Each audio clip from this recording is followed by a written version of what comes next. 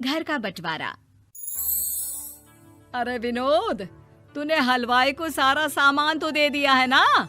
अक्षय की शादी में कोई कमी नहीं रहनी चाहिए।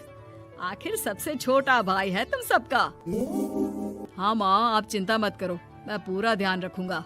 मंगल बेटा, तूने तो कहा था कि फूल का ऑर्डर दे दिया है, यहाँ तो फूल पहुँचे ही नहीं। अब क्या बहू की विदाई के बाद फूल आएंगे? माँ, मैंने अभी बात की है फूल वाले से, वो रास्ते में ही है। आप किशोर भैया से क्यों नहीं कहती कुछ करने को? किशोर पहले ही मेरे बताए काम कर रहा है। पास के सभी रिश्तेदारों और मोहल्ले वालों को कार्ड वही तो देकर आया था। रिसेप्शन के लिए हॉल भी उसी ने बुक किया था। टेंट कुर्सी वालों को भी तो वही देख रहा है। पर कई मोहल्ले वाले तो हमारे भरे पूरे परिवार से जलते भी है, उन्हें बुलाने की क्या जरूरत थी? बेटा, शादी ब्याह में तो बुलाना ही पड़ता है, नहीं तो लोग क्या कहेंगे। दादी दादी देखो ना, हलवाई अंकल हमें लड्डू नहीं दे रहे, आप इनको डांटो ना। अरे चैन सुख दे देना बच्चों को लड्डू, क्यों तंग कर रहा है इन्हें? बीबी जी, मैं कहाँ मना कर रहा हूँ, लेकिन लड्डू बनते ही ये बच्चे उठा उठा कर खा लेते हैं। अरे मैं तो इन्हें थाल में रख के परोस भी नहीं पा रहा। भागो, अब कोल्ड ड्रिंक पीने चलते हैं। भागो भागो, अब कोल्ड ड्रिंक पीने चलते हैं। जैसे कि आप देख रहे हैं, आज इस घर के सबसे छोटे बेटे अक्षय की शादी है। घर में बहुत चहल पहल है। कुलभूषण की बीवी कमला को फुर्सत ही नहीं है कामों से, लेकिन कुलभूषण और घर के बाकी लोग कहाँ हैं? आइए देखते हैं। अजी, आप यहाँ आराम से बैठकर गाने सुन रहे हो और घर में अभी तक इतने काम बचे हैं करने को। अरे भाई, मेरे सबसे छोटे बेटे की शादी है, इसके बाद तो मैं अब चिंता मुक्त हो ही जाऊंगा। और फिर घर में तुम हो, बेटे बहुएं हैं, तुम लोगों के होते हुए मैं क्यों काम करूं? मैं तो शान से बेटे की शादी में जाऊंगा तैयार होकर। अरे ठीक है, अब आप आराम ही कीजिए। एक बार अभिषेक की बीवी आ जाए, फिर मैं भी आराम करूंगी और मेरी चारों बहुएं पूरे घर की जिम्मेदारियां संभाल लेगी। इतना कहकर कमला वापस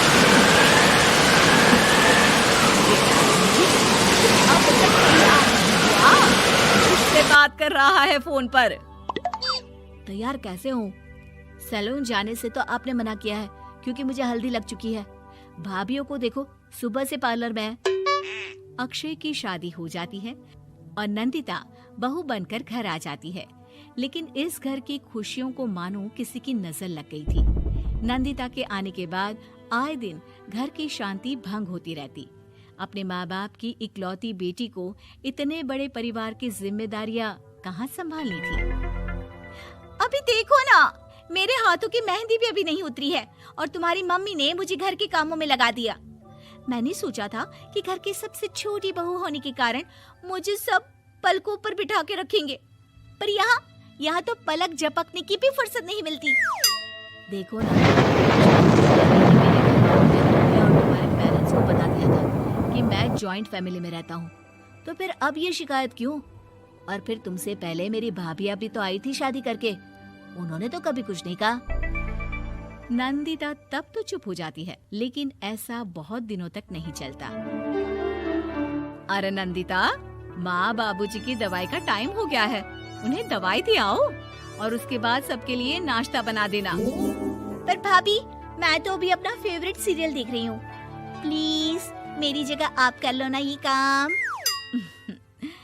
ठीक है, मैं तेरी जगह माँ बाबूजी को दवाई दे आती हूँ और नाश्ता बना लेती हूँ। तू मेरी जगह पूरे घर की डस्टिंग करके 5 बच्चों को स्कूल तैयार करके भेज देना और दोपहर का खाना बनाने के बाद कपड़े धोकर सुखा देना। उसके बाद हम दोनों मिलकर बाजार जाकर सब्जी ले आएंगे, फिर डिनर की तैयारी कर लेंगे और उसके बाद बस भाभी, मैं माँ बाबूजी को दवाई देकर सबके लिए नाश्ता बना देती हूँ। हे भगवान, ये कहाँ लाकर फंसा दिया मुझे। मेरे घर में तो गिनती की 8 रोटियां और 2 सब्जी बनती थी और नाश्ता निपट जाता था। यहाँ तो रोटियों का ढेर और सब्जियाँ बड़े बड़े पतीलों में बनानी पड़ती है। नाश्ता बनते बनते लंच का टाइम हो जाता है और लंच बनते बनते डिनर का। अभी मुझ में तुम्हारे पूरे परिवार का नखरा उठाने की और ताकत नहीं बची। मैं ऐसे नहीं रह सकती। अरे तो क्या चाहती हो तुम? मुझे अलग रहना है बस। तो ठीक है, हम कल ही शिफ्ट हो जाएंगे किराए के घर में। इतना बड़ा घर होते हुए हम किराए पे क्यों रहेंगे? ना जी ना, घर में ही दीवार खड़ी करो अपने हिस्से के आगे। घर के साथ साथ घर की खुशियों में भी दीवार खींच जाती है। ऐसे ही कई महीने बीत जाते हैं और नंदिता माँ बन जाती है। बच्चे के आने से अभिषेक के कंधों पर खर्चों का बोझ आ पड़ता है। अभिषेक का बोझ कम करने के लिए नंदिता भी पार्ट टाइम जॉब कर लेती है, लेकिन इससे उसके सर पर नौकरी, घर और बच्चे की जिम्मेदारी बढ़ जाती है। नंदिता, ये क्या है? तुमने घर भी ठीक से साफ नहीं किया, ना ही मेरे कपड़े धुले हैं। चिंटू के बाल भी कटवाने जाना था, देखो उसके बाल कितने बढ़ गए हैं। अरे करती क्या हो पूरा दिन तुम? मैं करती क्या हूँ? तुम्हारा नाश्ता और लंच बनाने के बाद चिंटू को डे केयर सेंटर पर छोड़कर आती हूँ, फिर खुद ऑफिस जाती हूँ। पूरा दिन काम करके आने के बाद बिना आराम किए बाजार से सब्जियाँ लेकर आती हूँ, घर आकर खाना बनाती हूँ, चिंटू को देखती हूँ और क्या करूँ मैं? तो किसने कहा था अपने सर पर इतने काम लेने को? मत जाओ ऑफिस। ऑफिस जाए बिना घर के खर्चे कहाँ से पूरे होंगे? चिंटू की डे केयर का खर्च, उसके लिए बेबी फूड का खर्च, प्रेस वाले का खर्च, ये सब तुम्हारी सैलरी से होता नहीं है। अगर परिवार से अलग नहीं होती तो इतनी मुसीबतें नहीं उठानी पड़ती तुम्हें परिवार के साथ मिलकर काम करने में दिक्कत थी, लेकिन काम तो अब भी बहुत है तुम्हारे सर पर। चिंटू को भी डे केयर भेजने की जरूरत नहीं पड़ती। उसको गोद में खिलाने के लिए दादा दादी और घर के सभी बड़े होते। उसके साथ खेलने के लिए उसके भाई बहन भी होते। मेरे तीनों बड़े भाइयों के बच्चे भी बड़े हुए हैं, लेकिन बिना महंगा बेबी फूड खाए, क्योंकि मेरी माँ और भाभियाँ बहुत अच्छे से जानती हैं कि बच्चे को क्या खिलाना चाहिए। बिजली के बिल जैसे खर्चे भी सब मिलकर बांट लेते थे, लेकिन तुम्हें तो सबसे अलग रहने में ही मजा आता है, तो अब शिकायत क्यों करती हो? बस करो अभिषेक, बस करो।